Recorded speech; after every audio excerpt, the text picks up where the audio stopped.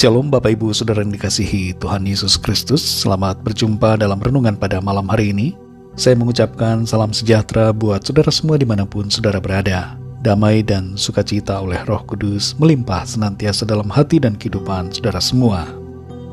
Sebelum kita mendengarkan renungan firman Tuhan, mari kita sama-sama siapkan hati dan berdoa.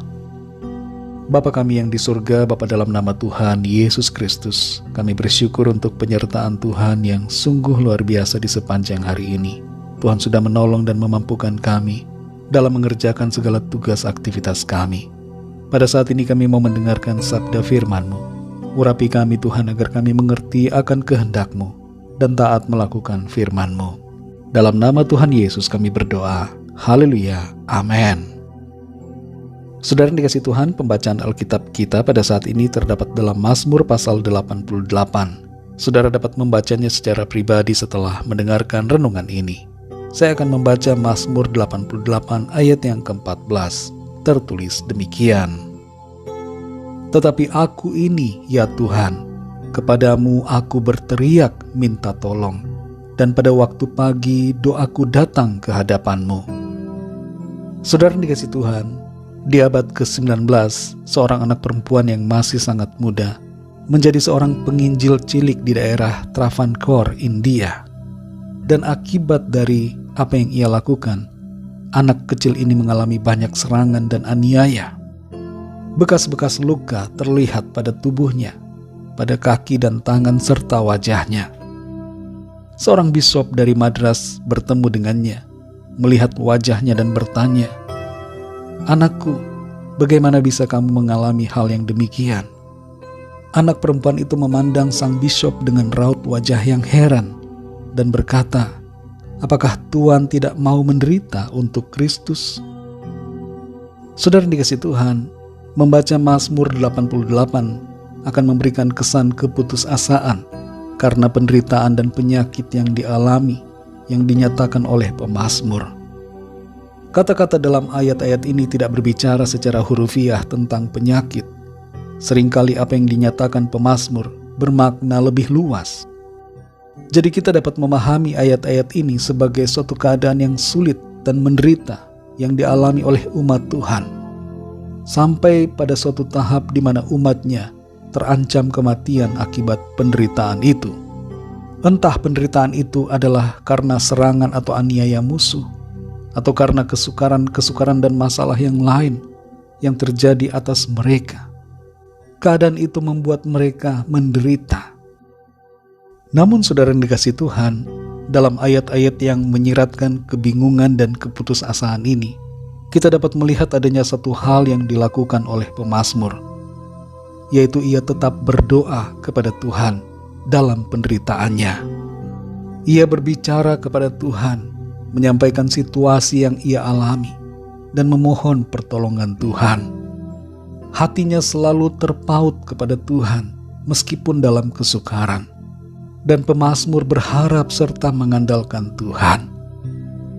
Rema dari ayat-ayat dalam pasal 88 ini buat kita semua adalah agar ketika kita dalam masalah atau dalam penderitaan, jangan lupa untuk tetap berdoa dan berharap kepada Tuhan. Sekalipun penderitaan itu begitu berat kita alami. Dan berbicara tentang penderitaan, sebagai orang-orang yang percaya kepada Tuhan, kita hendaknya memiliki hati yang rela bila kita harus menderita karena iman kita kepada Kristus. Dalam situasi sekarang ini, seringkali tidak secara langsung kita mengalami aniaya seperti anak kecil di India itu. Penderitaan kita tidaklah sampai mencucurkan darah.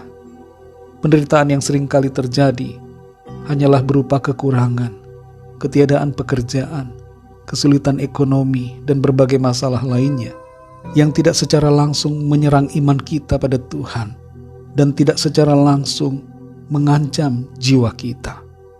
Tapi masalah demi masalah ini, efeknya seringkali berdampak pada sikap kita dalam mempercayai Tuhan. Dalam penderitaan atau masalah itu kita mempertanyakan pertolongan Tuhan. Kita menimbang-nimbang untung rugi beriman pada Kristus, lalu terbersit dalam pikiran untuk meninggalkannya demi suatu keadaan yang nampak jauh lebih baik. Saudara yang dikasihi Tuhan, kita perlu selalu memiliki iman yang teguh dan kerelaan untuk menderita bagi Tuhan. Penderitaan atau situasi persoalan apapun, kesukaran, kesulitan yang sangat berat, jangan membuat kita kehilangan iman kita. Pegang terus iman kita kepada Tuhan dan kasihi Dia dengan segenap hati, apapun keadaan kita. Salah satu wujud dari iman adalah doa. Orang yang beriman pasti akan berdoa.